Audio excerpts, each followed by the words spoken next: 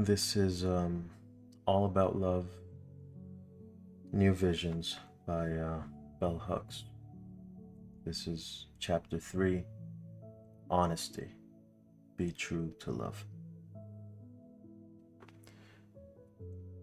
When we reveal ourselves to our partner and find that this brings healing rather than harm, we make an important discovery that intimate relationship can provide a sanctuary from the world of facades, a sacred space where we can be ourselves as we are.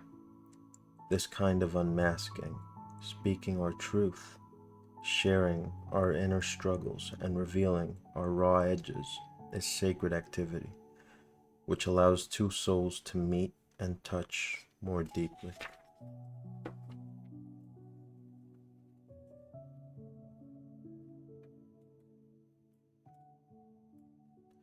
It is no accident that when we first learn about justice and fair play as children, it is usually in a context where the issue is one of telling the truth. The heart of justice is truth-telling, seeing ourselves and the world the way it is rather than the way we want it to be. In recent years, sociologists and psychologists have documented the fact that we live in a nation where people are lying more and more each day. Philosopher Cicely Bach's book, Lying: Moral Choice in Public and Private Life, was among the first works to call attention to the grave extent to which lying has become accepted and commonplace in our daily interactions. M. Scott Peck's The Road Less Traveled includes an entire section on lying. In The Dance of Deception, Harriet Lerner, another widely read psychotherapist, calls attention to the way in which women are encouraged by sexist socialization to pretend and manipulate, to lie as a way to please. Lerner outlines the various ways in which constant pretense and lying alienate women from their true feelings, how it leads to depression and loss of self-awareness. Lies are told about the most insignificant aspects of daily life. When many of us are asked basic questions like, "How are you today?" a lie is substituted for the truth. Much of the lying people do in everyday life is done either to avoid conflict or to spare someone's feelings. Hence, if you are asked to come to dinner with someone whom you do not particularly like, you do not tell the truth or simply decline. You make up a story. You tell a lie. In such a situation, it would be appropriate, or should be appropriate, to simply decline if stating one's reasons for declining might unnecessarily hurt someone. Lots of people learn how to lie in childhood. Usually they begin to lie to avoid punishment or to avoid disappointing or hurting an adult. How many of us can vividly recall childhood moments where we courageously practiced the honesty we had been taught to value by our parents, only to find that they did not really mean for us to tell the truth all the time? In far too many cases, children are punished in circumstances where they respond with honesty to a question posed by an adult authority figure. It is impressed on their consciousness early on, then, that telling the truth will cause pain, and so they learn that lying is a way to avoid being hurt and hurting others. Lots of children are confused by the insistence that they simultaneously be honest and yet also learn how to practice this convenient duplicity. As they mature, they begin to see how often grown-ups lie. They begin to see that few people around them tell the truth. I was raised in a world where children were taught to tell the truth, but it did not take long for us to figure out that adults did not practice what they preached. Among my siblings, so those who learned how to tell polite lies or say what grown-ups wanted to hear were always more popular and more rewarded than those of us who told the truth. Among any group of kids, it is never clear why some quickly learn the fine art of dissimulation, that is, taking on whatever appearance is needed to manipulate a situation, while others find it hard to mask true feeling. Since pretense is such an expected aspect of childhood play, it is a perfect context for mastering the art of dissimulation. Concealing the truth is often a fun part of childhood play, yet when it becomes a common practice, it is a dangerous prelude to lying all the time. Sometimes children are fascinated by lying because they see the power it gives them over adults. Imagine, a little girl goes to school and tells her teacher she is adopted, knowing all the while that this is not true. She revels in the attention received, both the sympathy and the understanding offered, as well as the frustration and anger of her parents when the teacher calls to talk about this newly discovered information. A friend of mine who lies a lot tells me she loves fooling people and making them act on knowledge that only she knows is untrue. She is 10 years old. When I was her age, I was frightened by lies. They confused me and they created confusion. Other kids poked fun at me because I was not good at lying. In the one truly violent episode between my mother and father, he accused her of lying to him. Then there was the night an older sister lied and said she was babysitting when she was actually out on a date. As he hit her, our father kept yelling, "Don't you lie to me." While the violence of his response created in us a terror of the consequences of lying, it did not alter the reality that we knew he did not always tell the truth. His favorite way of lying was withholding. His motto was, "Just remain silent when asked questions. Then you will not get caught in a lie," quote unquote. The men I have loved have always lied to avoid confrontation or take responsibility for inappropriate behavior. In Dorothy Dinnerstein's groundbreaking book, The Mermaid and the Minotaur: Sexual Arrangements and Human Malaise, she shares the insight that when a little boy learns that his powerful mother, who controls his life, really has no power within a patriarchy, it confuses him and causes rage. Lying becomes one of the strategic ways he can, quote, act out, quote, and render his mother powerless. Lying enables him to manipulate the mother, even as he exposes her lack of power.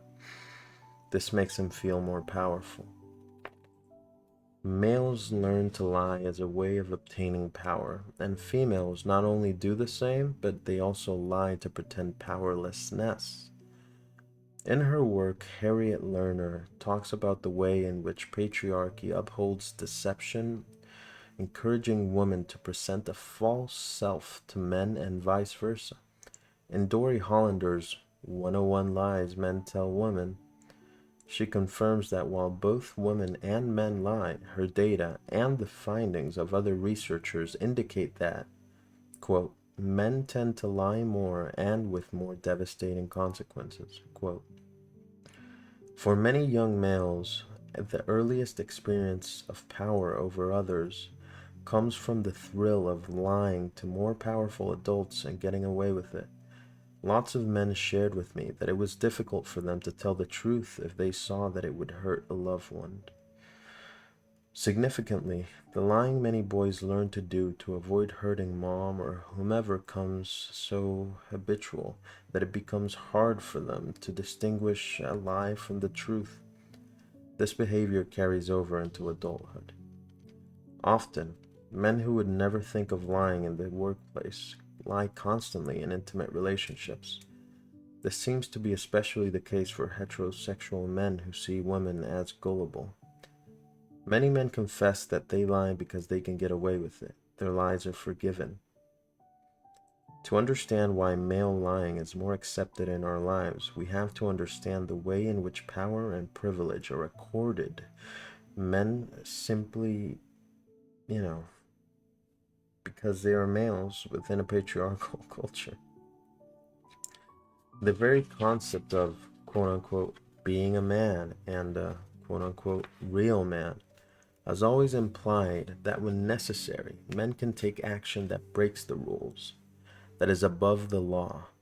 Patriarchy tells us daily through movies, television, and magazines that men of power can do whatever they want.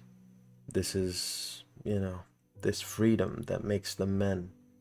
The message given males is that to be honest is to be soft. The ability to be dishonest and indifferent to the consequences makes a male hard, separates the men from the boys. John Stoltenberg's book, The End of Manhood, a book for men of conscience, analyzes the extent to which the masculine identity offered men as the ideal in patriarchal culture is one that requires all males to invent and invest in a false self.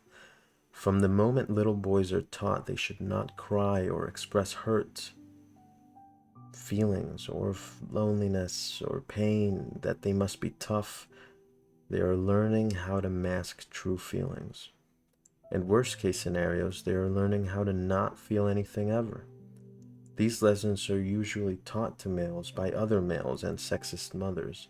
Even boys raised in the most progressive, loving households where parents encourage them to express emotions learn a different understanding about masculinity and feelings on the playground, in the classroom, playing sports, or watching television. They may end up choosing patriarchal masculinity to be accepted by other boys and affirmed by male authority figures. In his important work, Rediscovering Masculinity, Victor Seidler stresses, quote, "When we learn to use language as boys, we very quickly learn how to conceal ourselves through language. We learn to master language so that we can control the world around us. Even though we learn to blame others for our unhappiness and misery in relationships, we also know at some unspoken level how our masculinity has been limited and injured as we touch the hurt and pain of realizing how little we seem to feel about anything." End quote. Estrangement from feelings makes it easier for men to lie because they are often in a trance state, utilizing survival strategies of asserting manhood that they learned as boys. This inability to connect with others carries with it an inability to assume responsibility for causing pain. This denial is most evident in cases where men seek to justify extreme violence towards those less powerful, usually women, by suggesting they are the ones who are really victimized by females. Regardless of the intensity of the male masquerade, inwardly, many men see themselves as the victims of lovelessness. Like everyone, they learned as children to believe that love would be present in their lives. Although so many boys are taught to behave as though love does not matter, in their hearts they yearn for it. That yearning does not go away simply because they become men. Lying, as one form of acting out, is a way they articulate ongoing rage at the failure of love's promise. To embrace patriarchy, they must actively surrender the longing to love. Patriarchal masculinity requires of boys and men not only that they see themselves as more powerful and superior to women, but that they do whatever it takes to maintain their controlling position. This is one of the reasons men, more so than women, use lying as a means of gaining power in relationships. A commonly accepted assumption in a patriarchal culture is that love can be present in a situation where one group or individual dominates another. Many people believe men can dominate women and children yet still be loving. Psychoanalyst Carl Jung insightfully emphasized the truism that, quote, "where the will to power is paramount, love will be lacking," quote. Talk to any group of women about their relationships with men, no matter their race or class, and you will hear stories about the will to power, about the way men use lying, and that includes withholding information as a way to control and subordinate. It is no accident that greater cultural acceptance of lying in this society coincided with women gaining greater social equality. Early on in the feminist movement, women insisted that men had the upper hand because they usually controlled the finances.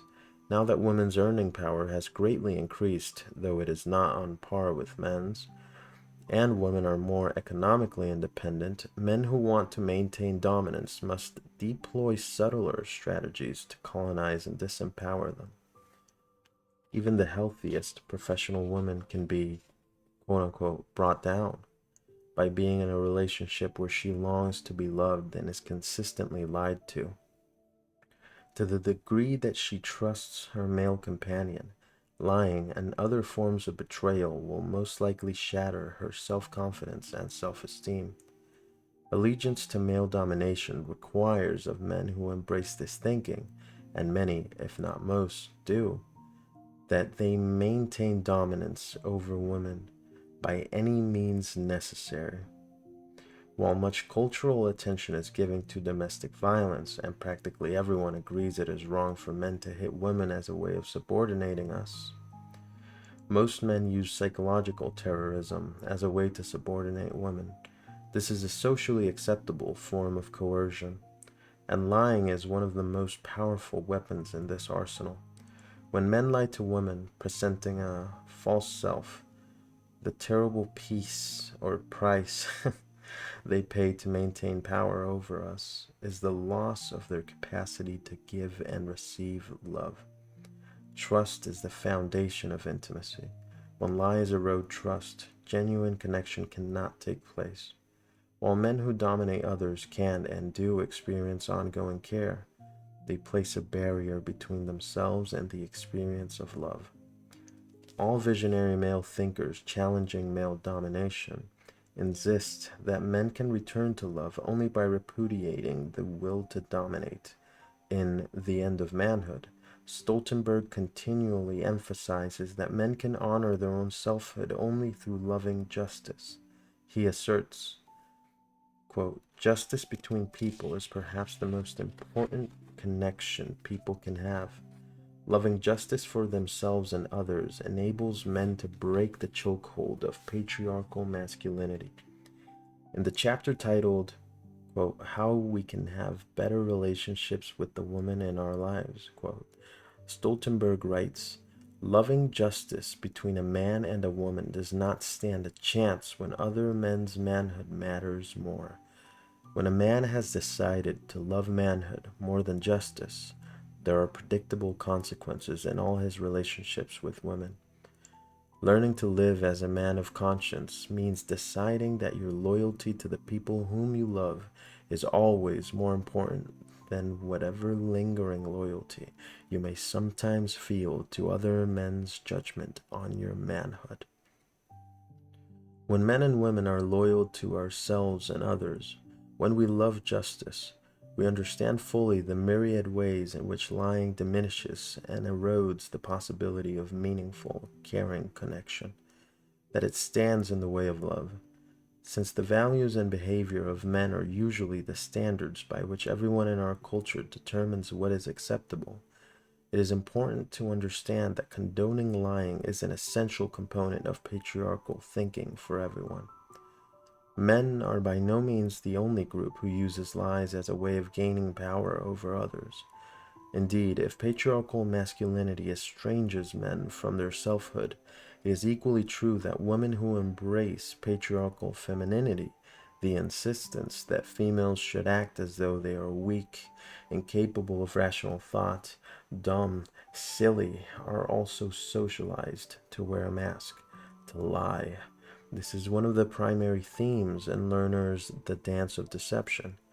With shrewd insight, she calls women to account for our patriarchal participation in structures of pretense and lies, particularly within family life.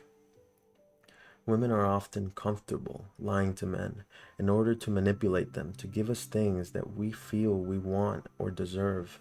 We may lie to bolster a man's self-esteem.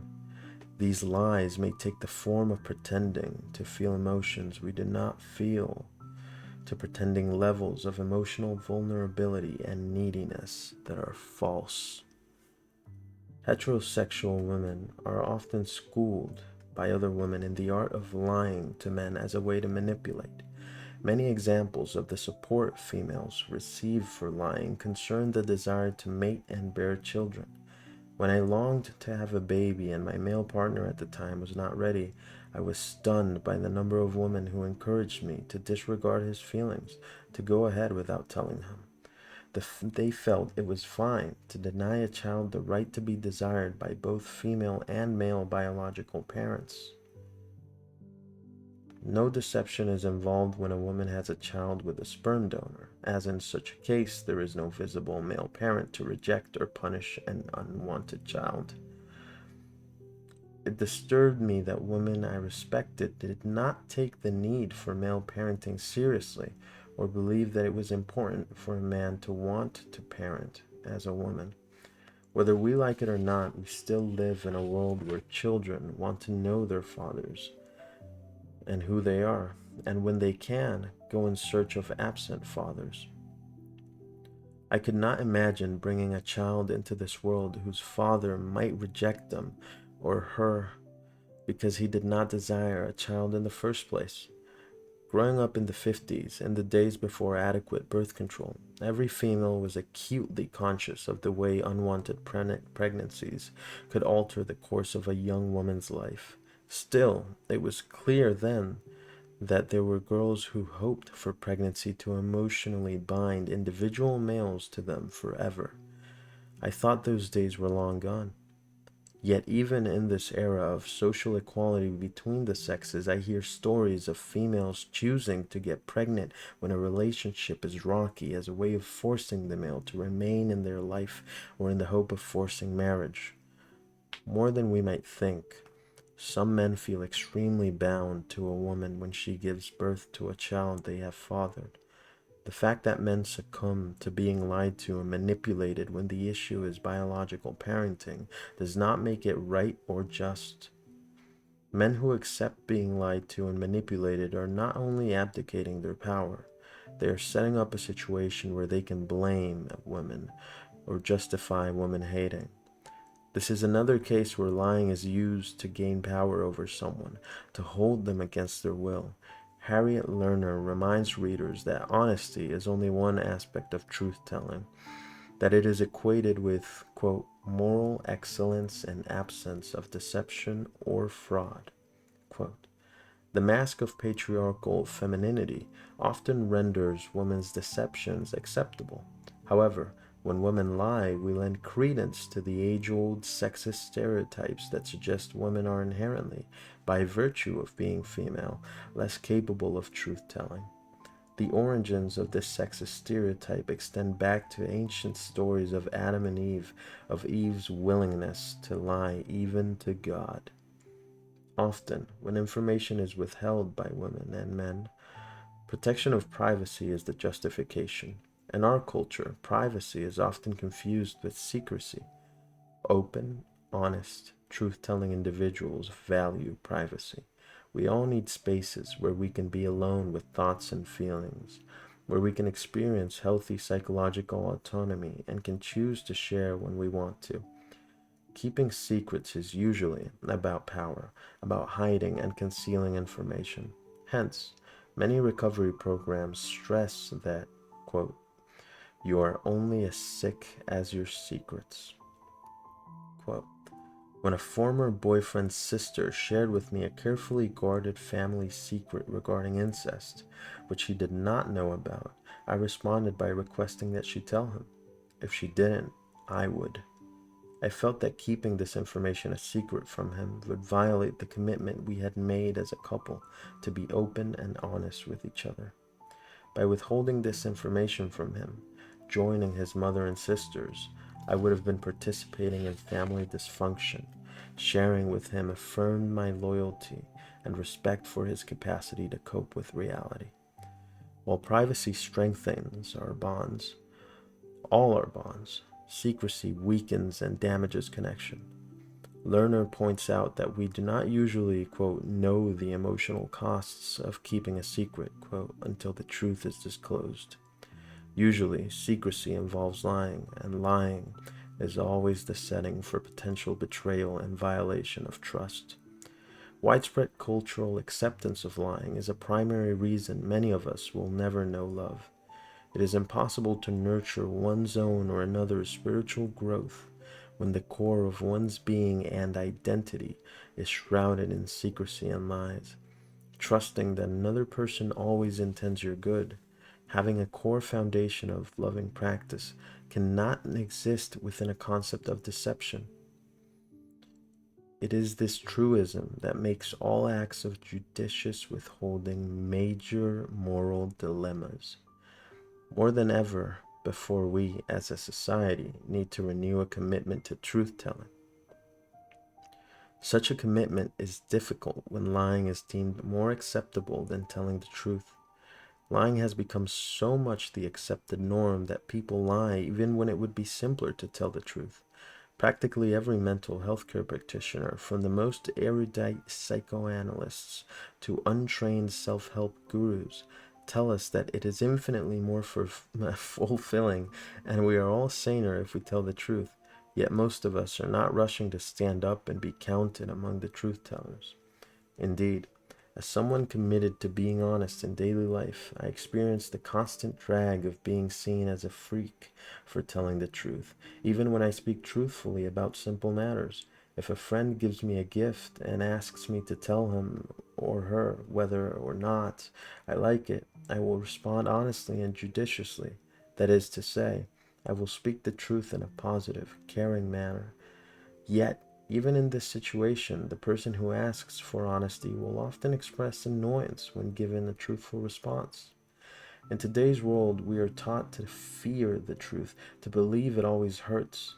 We are encouraged to see honest people as naive, as potential losers, bombarded with cultural propaganda ready to instill in all of us the notion that lies are more important, that truth does not matter. We are all potential victims.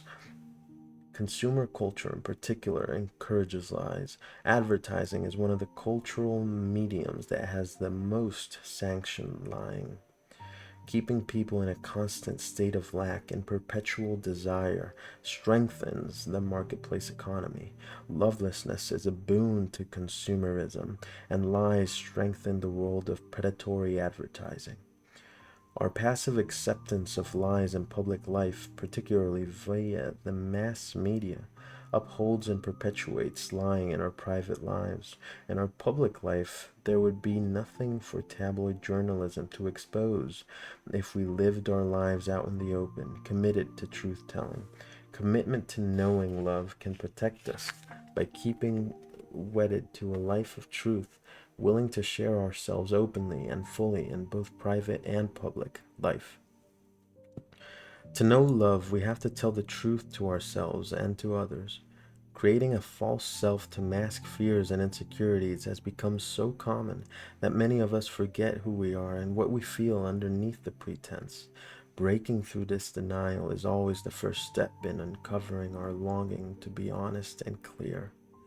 Lies and secrets burden us and cause stress. When an individual has always lied, he has no awareness that truth-telling can take away this heavy burden. To know this, he must let the lies go. When feminism first began, women talked openly about our desires to know men better, to love them for who they really are. We talked about our desires to be loved for who we really are, i.e., to be accepted in our physical and spiritual beings rather than feeling we had to make ourselves into a fantasy self to become the object of male desire. And we urged men to be true to themselves, to express themselves. Then, when men began to share their thoughts and feelings, some women could not cope. They wanted the old lies and pretenses to be back in place. In the 70s, a popular Sylvia greeting card showed a woman seated in front of a fortune teller gazing into a crystal ball. The caption on the front of the card read, "He never talks about his feelings." On the inside, the response was, quote, Next year at 2 p.m., men will start talking about their feelings. And at 2:05, women all over America will be sorry. When we hear another person's thoughts, beliefs, and feelings, it is more difficult to project onto them our perceptions of who they are. It is harder to be manipulative. At times, women find it difficult to hear what many men have to say when what they tell us does not conform to our fantasies or who they are or who we want them to be.